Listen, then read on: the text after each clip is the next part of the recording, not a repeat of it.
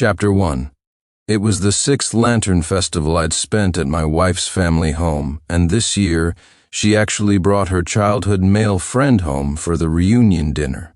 My mother-in-law, Eleanor Ashworth, glanced at the table full of food I'd painstakingly prepared, her face etched with disdain. This outsider son-in-law is just embarrassing. It's the same dishes every year, we're sick of them. My 5-year-old daughter, Melody, clinging to the neck of the childhood friend Ethan Vance, pouted in agreement. Yeah, I want Uncle Ethan to be my new daddy. Seeing the same unconcealed disdain and contempt mirrored in my wife Victoria's eyes, the last fragile shred of love I held in my heart was utterly extinguished. I let out a cold scoff and, without hesitation, flipped the table over. The entire feast crashed to the floor, scattering in a complete mess. Sick of it? Then don't eat. From now on, you won't get the chance, even if you want to. Sincere Clark. What the hell are you doing throwing a fit on a holiday? If you're going to cause a scene, get out and do it at your own damn home. I abruptly looked up at her. The familiar voice, the familiar reprimand, stunned me for a fleeting moment. My own home? Did I even have a home here anymore? Years ago, determined to marry Victoria Ashworth, I had ignored my own family's persuasive warnings, traveled far from home alone, and married into the Ashworth family as a live-in son-in-law. All these years I'd slaved away for her family, the Ashworths, enduring endless cold shoulders and disdain, all because I truly, sincerely loved her, Victoria. And now, right in front of another man, she was pointing her finger at me, telling me to get out, to go home. Looking at the woman I had loved deeply for 6 years, who suddenly felt like a complete stranger, the heart-wrenching, tearing pain began to cool along with the growing iciness in my gaze, until it finally subsided into stillness. Are you deaf? Hurry up and apologize to Mom and Ethan. Then clean this mess up and make another meal. Now. Seeing my continued silence, my mother-in-law, Eleanor, finally snapped out of her shock. Cursing under her breath, she shoved me hard. Get going, it's rare enough for Ethan to join us for a holiday meal. If you cause any more trouble, you can just get the hell out of my house for good. Such curses. Over the past 6 years, I had heard them far, far too many times. In stark contrast to their simmering anger and stunned disbelief, I felt unnervingly calm.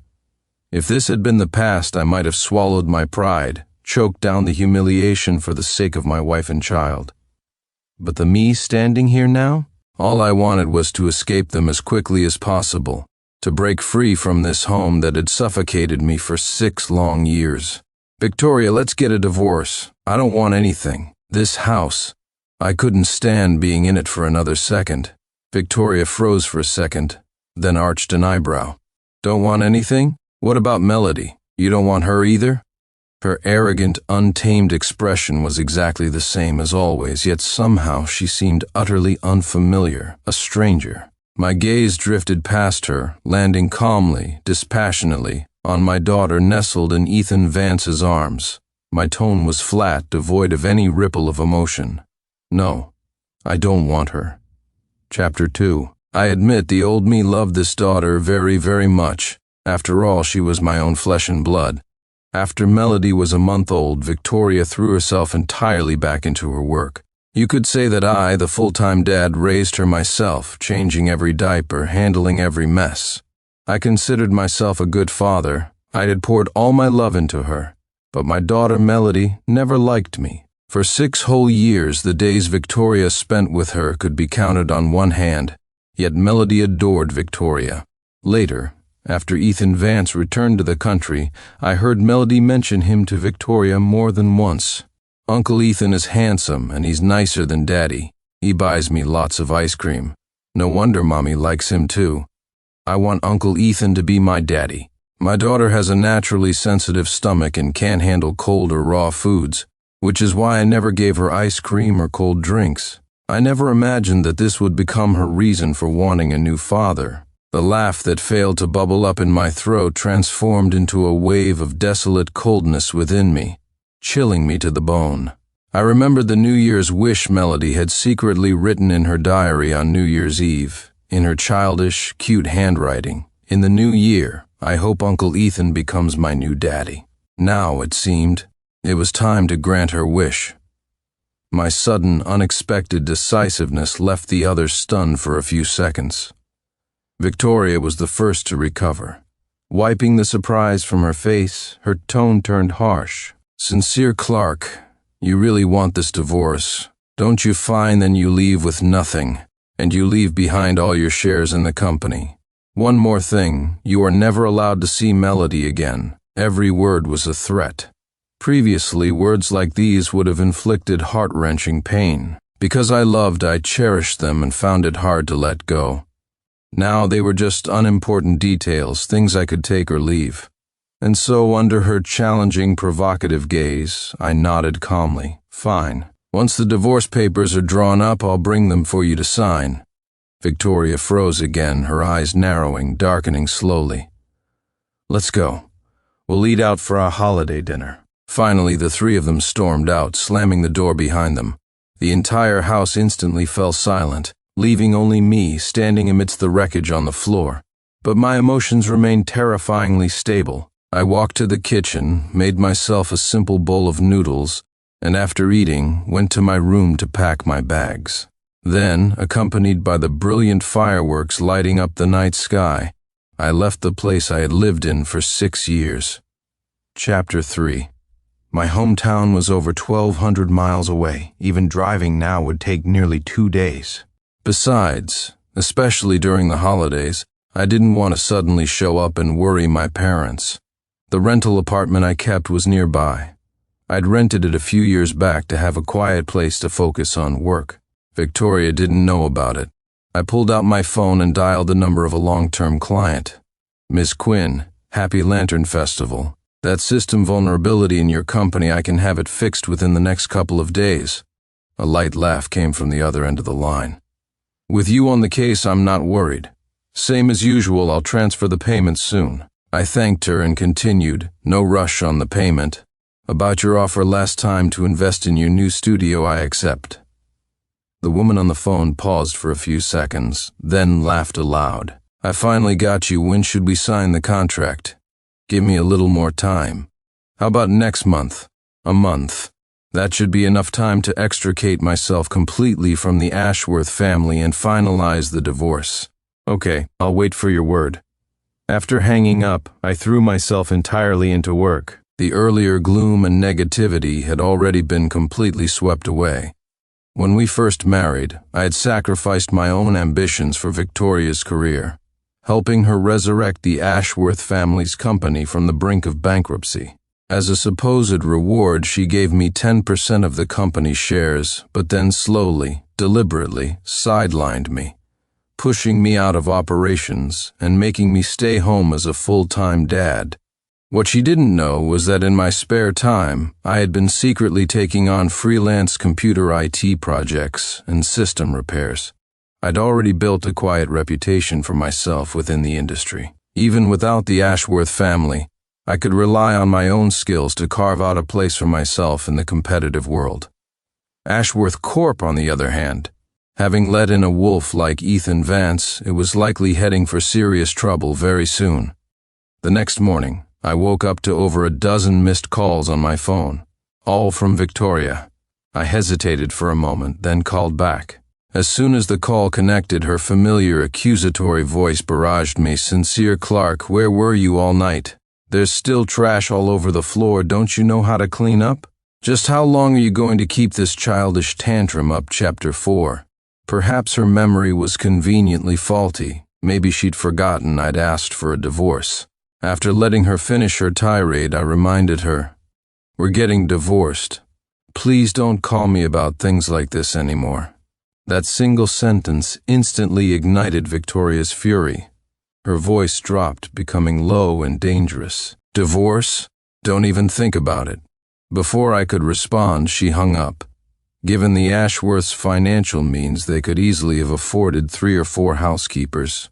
But Eleanor, my former mother-in-law, had always been notoriously stingy, operating under the firm belief that all household chores should naturally fall to me. Thus, all the housework landed squarely on my shoulders. They complacently enjoyed my services and care, treating me like a servant, ordering me around for 6 long years, yet I never managed to warm their cold, stony hearts. Now I had simply woken up to reality and was determined to start over. That was all. I hadn't anticipated Victoria's reaction to the divorce. Since Ethan Vance had returned to the country a year ago, she had been completely lost in the intoxicating bliss of their rekindled childhood romance. I had assumed she'd be impatient, eager to divorce me and run straight into Ethan's arms. I never expected her to reject my proposal. Could it be concern for her reputation? I let out a humorless chuckle. My scrolling finger happened to land on Ethan Vance's latest social media post.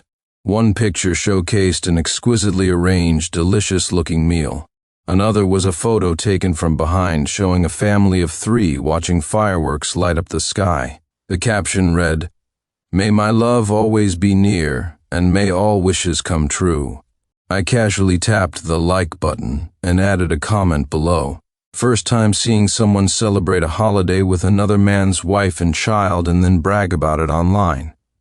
The post was deleted almost immediately, but Ethan Vance had ultimately underestimated the power and speed of the internet.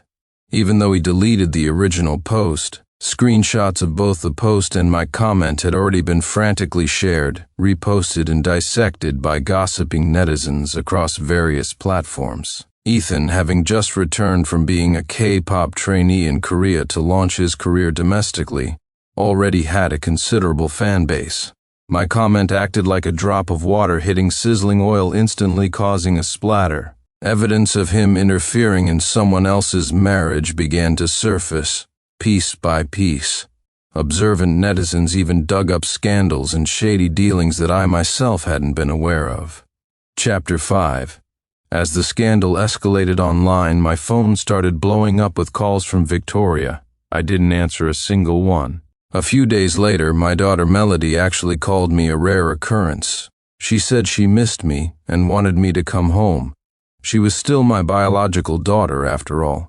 Once the divorce was final, I wasn't sure how often I'd get to see her. Might as well see her one more time, I thought. When I pushed open the door to the house, I saw Melody standing there waiting for me. A rare sense of warmth flickered within me, and I managed a small smile. "Melody, did you need Dad for something?" Instead of responding with the joy of seeing her father, she glared at me fiercely, raw resentment swirling visibly in her young eyes. "You bad man, why did you bully my Uncle Ethan? I don't want you as my dad anymore. You go apologize to Uncle Ethan right now." Hearing her words, Eleanor, her grandmother, jumped up, furious, and glared daggers at me as well. That's right, Ethan worked so hard to finally get a foothold in the entertainment industry here, and you just had to come along and ruin his reputation. How could you be so malicious? You need to go online right now, clarify that your comment was nonsense, and issue a formal public apology. It wasn't a request, nor a suggestion. It was delivered in a tone that permitted no argument, an undeniable command. I felt the corner of my lip twitch, pulling into an ice-cold, humorless smile. I only stated the facts. He knowingly wrecked someone's home, that's a fact. He's the other man, that's also a fact. Does he have the gall to do it, but not the spine to admit it? Besides, I added, locking eyes with Eleanor, what right do you possibly have to order me around? Eleanor froze for a beat, stunned, but recovered quickly. She snatched the remote control from the coffee table and hurled it directly at me, screeching, "You're the live-in son-in-law in this family. That means you should obey me unconditionally. You do what I say. When I say it, you don't get a say in the matter." Instinctively, I stumbled back a step, dodging the flying remote. But my throat felt tight, constricted, as if strong hands were squeezing it shut. That familiar, suffocating feeling washed over me, a ghostly echo of countless past humiliations. Meanwhile, Victoria and Ethan sat calmly on the living room sofa. From my angle, I could see her eyes, those familiar, unnervingly calm, unfazed eyes. She peeled an orange, section by section, and handed it gently to Ethan, her expression soft, affectionate. "Ethan, don't worry," she murmured soothingly. Even if he refuses to clarify, I'll find a way to smooth this whole thing over. I couldn't pinpoint exactly when it had happened, but it felt like an eternity since I'd last heard her speak to me with such gentle care, such tenderness. A sharp pang of bitterness pierced my heart for a fleeting moment, then quickly subsided, replaced by a profound, settled calm. The air filled once again with the grating sound of Eleanor's endless stream of curses and abuse. I had absolutely no interest in listening any longer. I cast one last deep look at Melody, then turned on my heel and walked away. What a laughable marriage. What pathetic family ties. From this day forward, I wanted absolutely none of it. Chapter 6.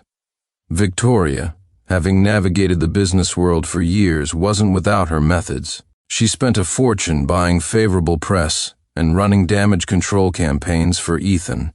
In just 3 short days, she managed to turn public opinion around.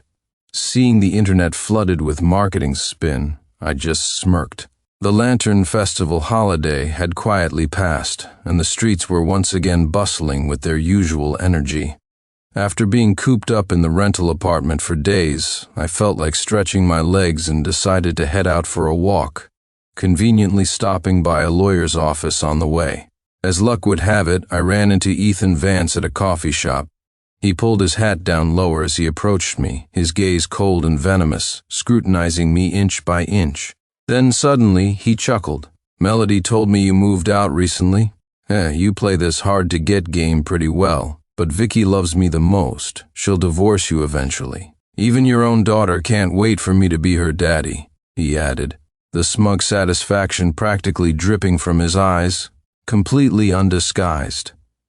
I glanced up at him, too tired to bother speaking, grabbed my coffee, and walked out. Outside the cafe, I took out my phone and sent all the videos and photos I'd been saving for a long time straight to a reporter contact.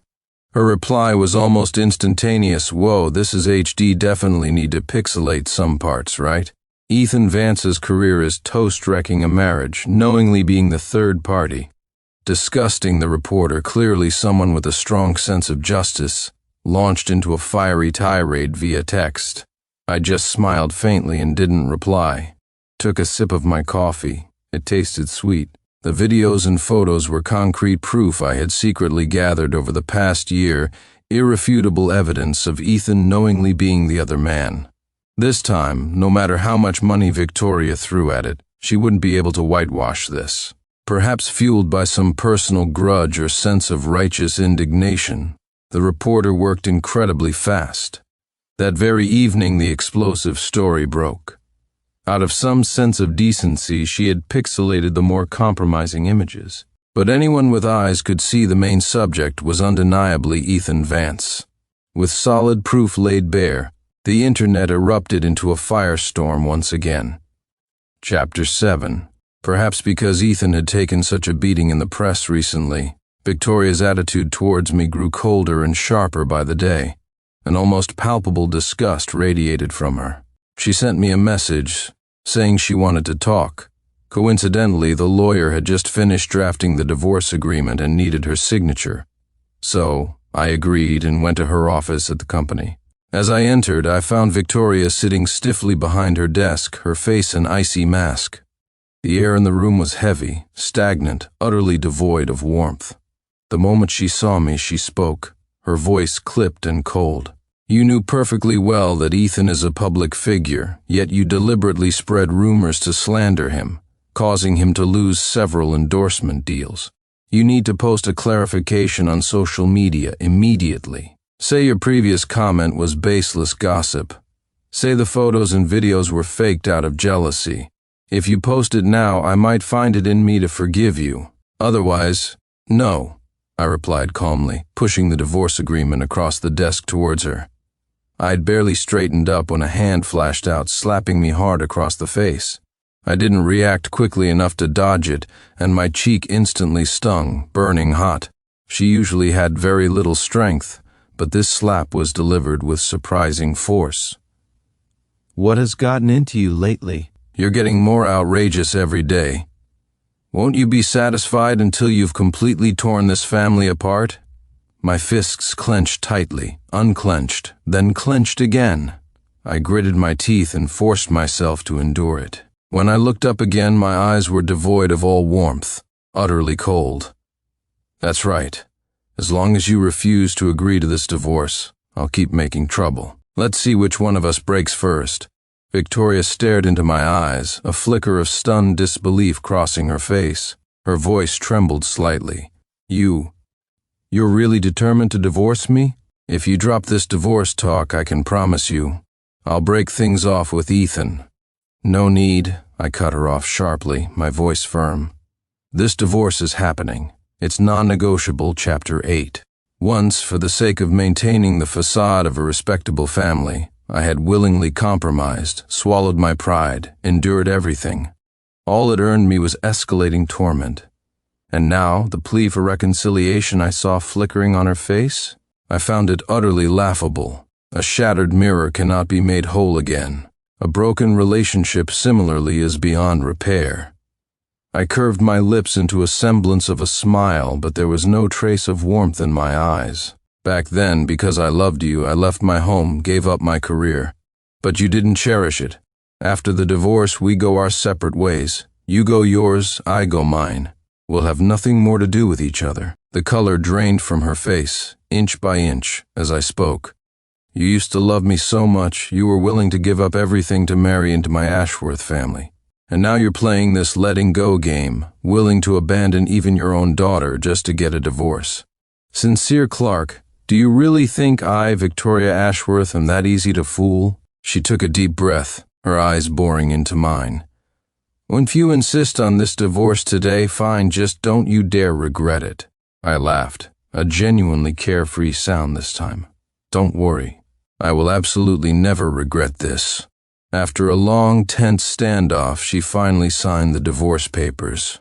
Without any further needless words, I stood up, satisfied, and turned to leave. As I pushed the door open, I came face to face with Ethan Vance.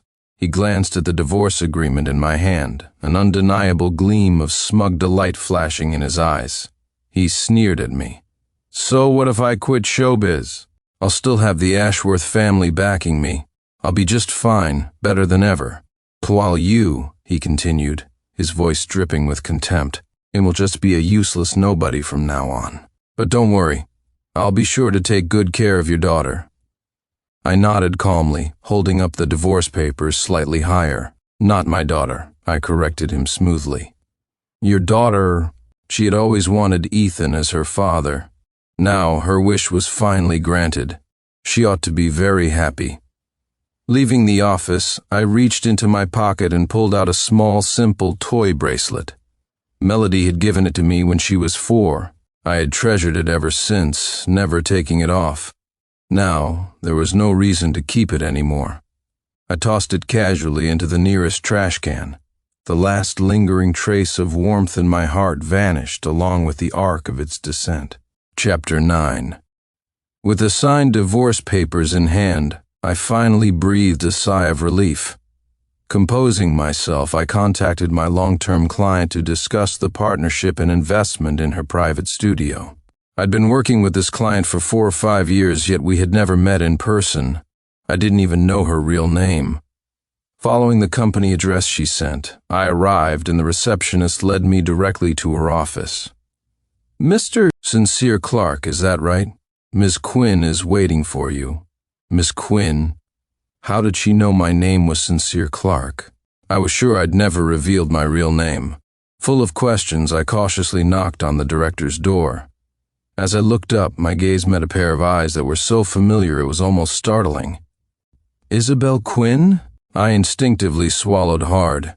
The client I'd been in contact with for years turned out to be my college ex-girlfriend. My immediate impulse was to turn and flee, but then I heard her voice, tinged with amusement, running away. Am I really that scary? Under Isabel Quinn's gentle persuasion read, friendly threats and teasing, I ultimately signed the contract to become a partner in her studio. She seemed genuinely delighted. The moment I signed, she posted an announcement on the company's official channels and invited me out for dinner that evening to discuss things further. Having accomplished something significant, I felt lighter, almost walking on air. As I left her office, however, I bumped into Ethan Vance in the adjacent waiting room. He was clearly there for a meeting. He looked just as surprised to see me. "Sincere Clark, what are you doing here?" After leaving the entertainment industry, Ethan had proactively joined Ashworth Corp, claiming he wanted to help Victoria manage the company, make it bigger and stronger. He was obviously here at Isabel's company trying to secure a business partnership. I couldn't be bothered to explain. I just rolled my eyes at him. "Why don't you mind your own business? Are you here to discuss a partnership?" Chapter 10. I glanced at the thick stack of documents in his hand and smiled faintly. "You might as well save your energy. The CEO is a friend of mine. Your proposal hasn't got a chance." The smile in my eyes held no warmth. It was blatant mockery and derision. My casual, dismissive attitude felt like a stinging slap across Ethan's face, infuriating him. I chuckled softly and walked right past him. Isabel had suggested getting hot pot tonight. I wasn't about to let someone like him ruin my mood. That evening, not long after the hot pot arrived at our table, Victoria called. "Sincere Clark, I heard you invested in some new little studio. You haven't worked a real job in almost 6 years. You should probably avoid embarrassing yourself out there. I've saved a position for you at the company. You can start tomorrow." I pinched the bridge of my nose, feeling a headache starting. Without even thinking, I refused flatly. "Not interested. Maybe save that great opportunity for your lover boy. He seems to like it there." Victoria hadn't changed, still habitually putting me down just to feel superior. Even though I had once given everything to save her family's failing company, she still saw me as useless, a good-for-nothing. She had even forced me into being a stay-at-home dad, probably afraid I'd steal her spotlight. "Sincere Clark, don't be ungrateful." The familiar insult started flowing from the other end. I didn't want to hear anymore and hung up. "Your ex-wife?" Seeing my mood sour, Isabel Quinn's brow furrowed. I had never mentioned anything about Victoria to her before, but she was perceptive and had likely sensed something. Now she watched me intently, her gaze unwavering, clearly determined to get the story. Since she asked, there was no point in hiding it anymore. I told her everything, plain and simple. Isabel listened, her lips pressed into a thin line, her face taut. Her eyes grew cold as if ice was forming within them. "And here I thought you'd found some epic true love, leaving home and marrying into her family. Turns out it was this?" I was speechless, rubbing my nose awkwardly.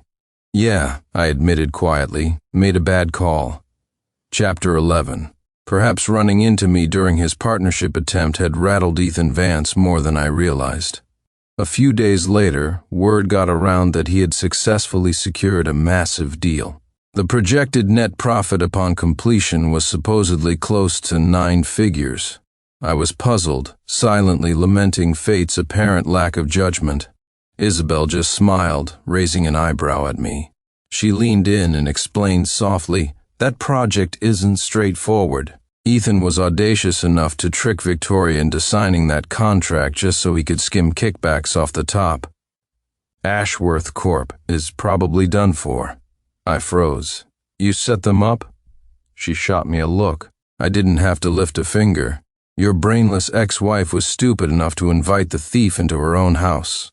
Understanding dawned, and I let out a wry chuckle. Later, as I was heading to the underground parking garage after work, Victoria suddenly appeared, blocking my path. She looked at me with a complicated expression, her tone strangely ambivalent.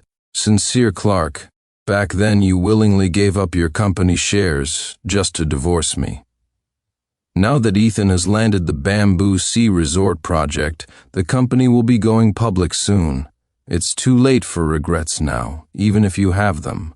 As she said this, an almost irrepressible smugness shone in her eyes. It wasn't hard to figure out. She had gone out of her way to find me just to flaunt this victory, hoping to make me regret my decision. Seeing her standing there, puffed up like a victorious rooster, I honestly felt like laughing. But having been married once, a sliver of lingering something compelled me to offer a well-intentioned warning. If that project was really as good as you claim, do you think it would have just fallen into Ethan's lap? You should really open your eyes and take a much closer look before committing. Victoria glared at me, exasperated. What could possibly be wrong with it? You're just jealous, that's all. Sincere Clark, you just wait. You'll regret this. Chapter 12. My partnership with Isabel Quinn in the studio progressed steadily. Leveraging the reputation I'd built anonymously over the years, we attracted a good number of clients. While securing a stable income, I also began focusing on developing my own original software program.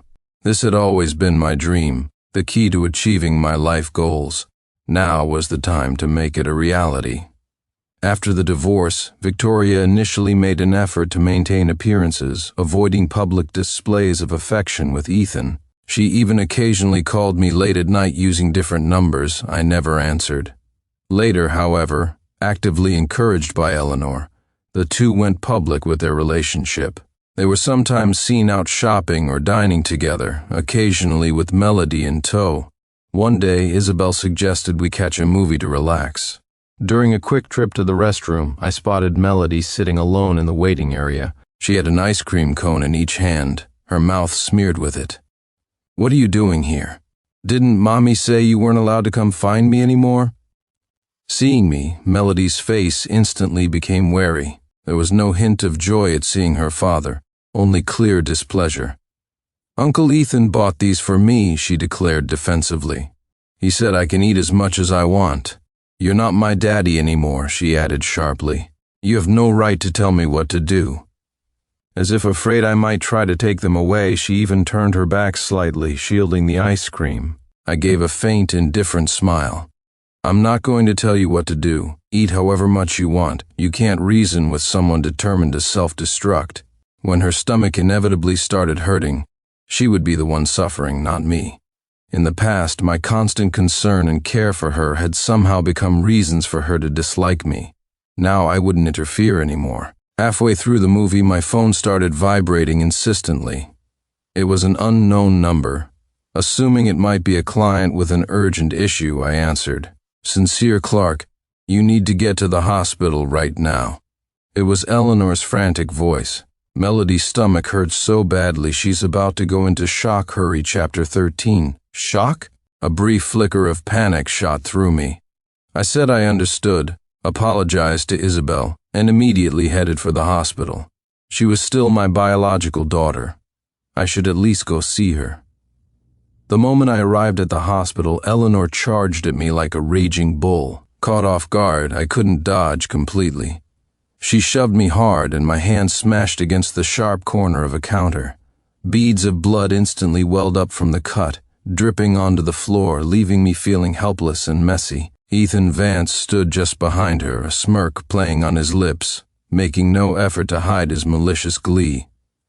His wonderful mother-in-law-to-be was teaching me a lesson for him. Naturally, he wouldn't miss the show. "Ethan said it just now at the cinema. Melody only spoke a few words to you." And then her stomach started hurting. Eleanor shrieked. "Tell me, did you hold a grudge and give our Melody something? You black-hearted monster, that's your own daughter." I almost laughed out loud. My former mother-in-law was truly one of a kind. The outrageous things she dared to say. While I already knew Victoria's mother wasn't exactly normal, I never expected her to spew such venom. "Excuse me, but could you please stop spewing nonsense?"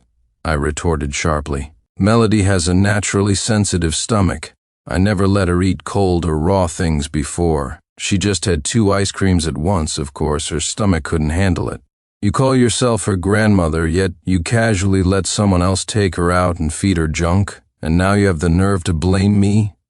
Eleanor didn't believe me, raising her hand as if to strike me again. I frowned, pulling away from her grasp, my voice turning ice cold. "I'm divorced from your daughter. Please stop bothering me with these matters in the future."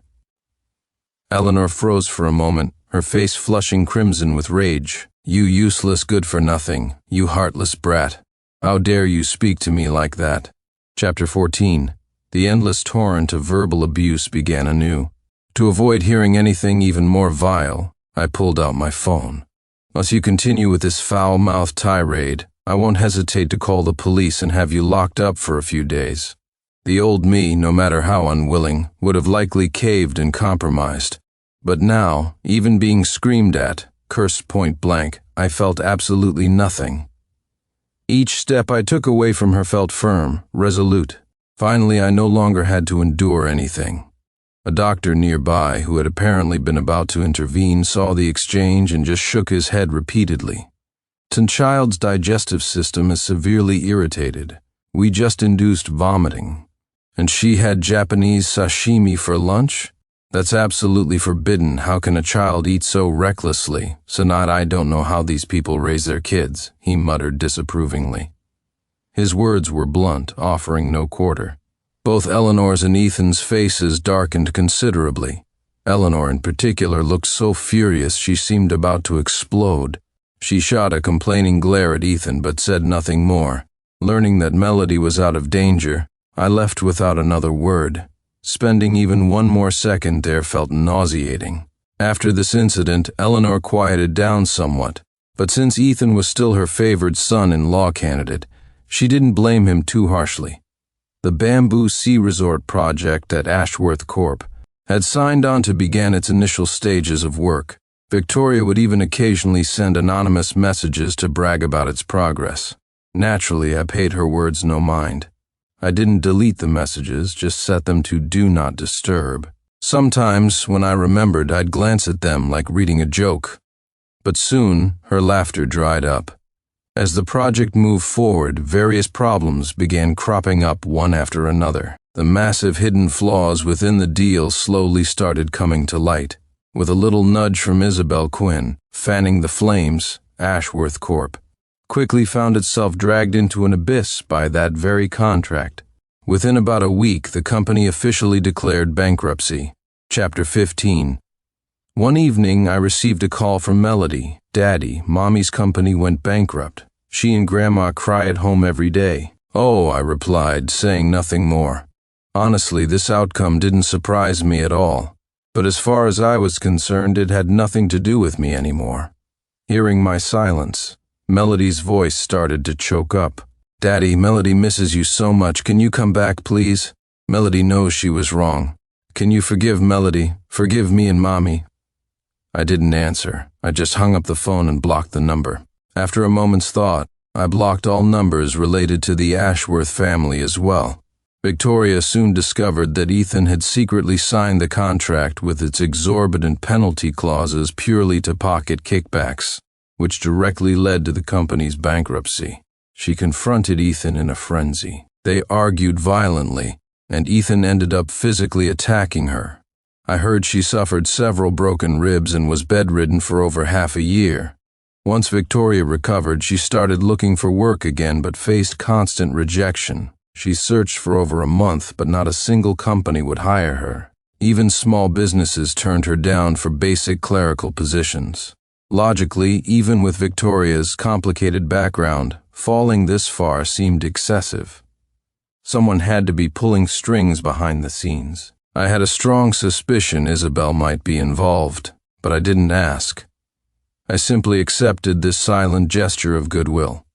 A month later, the software program I had designed was exclusively launched through our studio. Within 3 days, it shot up to second place on the charts.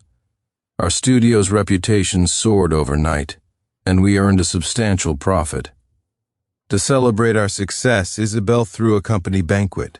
Just as the party was getting lively with drinks flowing and toasts being made, Victoria showed up. Chapter 16. In front of everyone, she fell to her knees, crying and begging for my forgiveness. "Honey, I know I was wrong. I was blinded. I made terrible mistakes. It's all my fault, please. Can you forgive me? I promise I'll be good to you from now on. Our family of 3, we can have a good life together, okay?" The surrounding chatter instantly died down, silence falling over the room. Truthfully, she had been calling me incessantly over the past few days, using various different numbers. I hadn't answered a single call. But seeing her kneeling there now, sobbing and pleading, a strange pang of discomfort stirred within me. That feeling of sadness was like murky sediment in a bottle, slowly swirling and settling. It wasn't because I still cared about her. It was simply a deep sense of sorrow for my lost 6 years of marriage. The girl I had once loved so deeply had vanished somewhere along the way, carried off by the relentless current of time. I found I could hardly remember what she used to look like anymore. Melody was crying last night, saying she missed her daddy. Victoria choked out between sobs. "Could you please go see her? Just once." Enough, I cut her off sharply, calmly pulling her hand away from where it gripped my trouser leg. "I told you before, I am never seeing her again." My cold tone severed Victoria's last thread of hope. She crumpled powerlessly to the floor. Long after the hall had emptied, she remained there, kneeling blankly. Who knows if she was repenting the past or dreading the future? Eleanor, suddenly stripped of financial support and abandoned by her perfect prospective son-in-law, also lost it. She came crying and wailing to the entrance of my studio, begging for my forgiveness. "My dear son-in-law, please forgive Vicky. Your daughter Melody is waiting for you at home. It was Mom's fault before I was fooled by that. Scoundrel, blinded, I caused you and my daughter to divorce. Please forgive me. Let our family of 3 start over, live happily together again."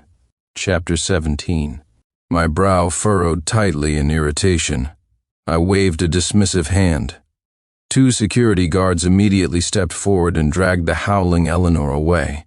The office gradually quieted down, and the curious onlookers dispersed. The next time I saw Victoria, winter had set in again. Perhaps the shock of the sudden bankruptcy had taken its toll. She seemed erratic, almost unhinged. Despite the freezing 2 or 3 degree weather, she was wearing a thin strap dress, one I had given her years ago, shivering violently in the cold wind. The moment I appeared, she lunged at me. "Sincere, you can't leave me. You used to love me so much. If you abandon me, how will Melody and I survive?" Frowning, I pried her hands off me and brushed the dust from my overcoat where she had clung to it. I looked down at the woman who had stumbled and fallen to the ground, feeling absolutely nothing. "Please, I'm begging you, forgive me, okay? Give me one more chance. Let our family of 3 live a good life together, please." My face remained impassive as I walked past her without stopping. Only after getting into my car did I roll down the window and utter 2 final words, "No chance." Then I drove away, leaving her behind. Over the next half year or so, Victoria never appeared again. Much later, I heard from a friend that after the Ashworth bankruptcy, Ethan Vance had abandoned Victoria and Melody and fled to another region. However, he couldn't handle the hardship of actual work and couldn't find a suitable job. Desperate, he ended up working as a male escort in a nightclub. Using his looks, he managed to latch onto a married woman with some money, but her husband eventually caught them in a private room at the club. He was stripped naked and beaten severely. Trying to escape the beating, Ethan fell from a balcony over 10 meters high and died instantly on impact. Chapter 18. Another lantern festival arrived. I spent the afternoon busy in the kitchen with my parents, the atmosphere warm and lively. Just as we finished putting the dishes on the table, there was a knock at the door. Victoria stood outside, holding Melody's hand. Traces of snow clung to her hair and dampened her clothes, evidence of their journey through the winter weather. "What are you doing here?" I was momentarily stunned but didn't invite them in. Victoria's eyes were red-rimmed. When she spoke, her voice was thick with regretful tears. Melody said she missed her daddy. She wanted to eat food made by her daddy. In the next second, the small figure darted forward and hugged my legs tightly. "Bon Daddy, please don't leave Melody. Melody misses you so much. I'll never make Daddy angry again, Daddy. Please forgive Mommy and Melody, okay?"